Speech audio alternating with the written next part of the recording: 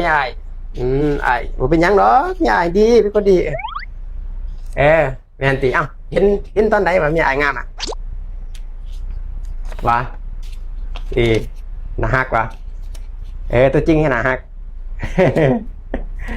เดี๋ยวเจอกันจะเอาไปใช้อ่ะมีอายงามอยู่แล้วน่าฮักดีโคตรดีเลยอ่ะไปลินผมหามมีอายผมหามดอกเรื่องไปลินสงกรานต์เดี๋ยวเจอกันเอาเงินประเด็นเอา